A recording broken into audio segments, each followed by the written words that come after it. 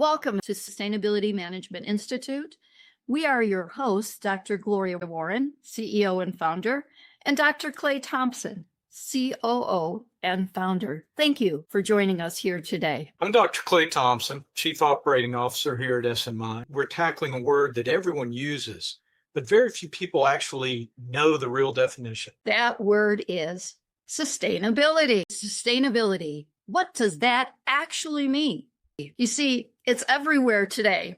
Corporate websites, product labels, government policies, grant proposals, ESG reports. But if you ask 10 people what sustainability actually means, you'll get 10 different answers. So today, we're slowing this down. We're asking a simple question that turns out to be very complex. Sustainability, what does it actually mean? To understand sustainability, we have to go back before it becomes a buzzword. Defining sustainability in the history, basically, sustainability wasn't about branding. It was about survival. Indigenous communities practiced sustainability long before it had a name. They understood limits, seasonal cycles, regeneration, and stewardship. Then came the Industrial Revolution. Production scaled faster, the ecosystems could recover, and sustainability began to emerge as a response to damage, not a lifestyle choice. When we look at the modern definition, it took shape in 1987 with the Brundtland. It defined sustainability as meeting the needs of the present without compromising the ability of future generations to meet their own needs. That definition introduced something new: time, responsibility, intergenerational accountability. It forced governments and industries alike to confront a hard truth. Growth without limits isn't sustainable, not environmentally, not economically, not socially. Early sustainability efforts focused almost entirely on environmental protection, pollution control, conservation, and endangered species. But they didn't yet include human health, labor systems, or long-term economic resilience. In other words, sustainability began as environmental triage, and it has evolved far beyond that now. So today, sustainability is best understood as a systems frame, not a single goal, not a checklist. At SMI, we define sustainability this way. Sustainability is the capacity of systems, human, environmental, and economic, to endure, adapt, and regenerate over time. It's a major shift. Several years ago, I coined the phrase sustainable sustainability. This, to us, is the process of entrenching sustainable and environmentally friendly processes and mindsets that then become an intrinsic set of values within a person, a home, a company. These values will hopefully then endure, thrive, and grow. Sustainability today includes environmental integrity, economic viability, social equity, human health, and governance and accountability. This is where ESG enters the conversation: environmental, social, and governance. But ESG reporting does not automatically equal sustainability. Sustainability is not a report. It's not a checkbox.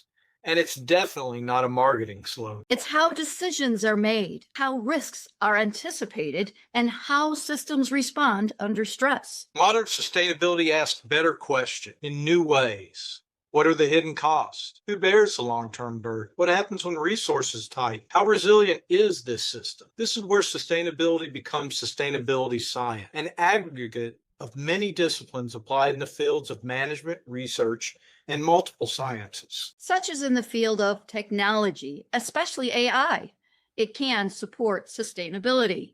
As sustainability science, it embraces the balance, the never-ending interaction between natural and social systems, as noted by the National Academy of Sciences. But technology alone does not make something sustainable either. Intent matters, the design matters, the accountability matters. Sustainability today is proactive. It favors prevention over cleanup. One of the biggest mistakes we see is treating sustainability as a universal concept, a universal truth. It isn't. Sustainability is contextual, considering the industrial scenarios in this global market. What it means in agriculture is different from healthcare, manufacturing, or technology. In agriculture, for instance, sustainability focuses on soil regeneration, water stewardship, input toxicity, and the long-term yield stability. In healthcare, sustainability includes patient safety, chronic disease prevention, chemical exposure reduction, and workforce resilience. And the differences continue in manufacturing. It centers on energy efficiency, supply chain transparency, waste reduction, and life cycle assessment. And in technology, especially AI, sustainability means energy demand, ethical deployment, bias mitigation, long-term societal impact. So what is the common thread across all these industries? Well, sustainability is risk management over time. When sustainability is ignored, costs don't disappear, they're delayed. And delayed costs are always higher. So here's the takeaway. Sustainability isn't about being perfect. It's about intentional, informed, and accountable. It's about asking better questions before systems fail, not reacting after damage is done. At the Sustainability Management Institute, we believe sustainability is a practice, not a slogan. It requires education, leadership, and the courage to rethink sustainability and success. Thank you for spending this time with us. If today's conversation changed how you think about sustainability, then it's done its job. So until next time, I'm signing off with Dr. Thompson and Dr. Warren. Stay curious, stay accountable, and stay sustainable.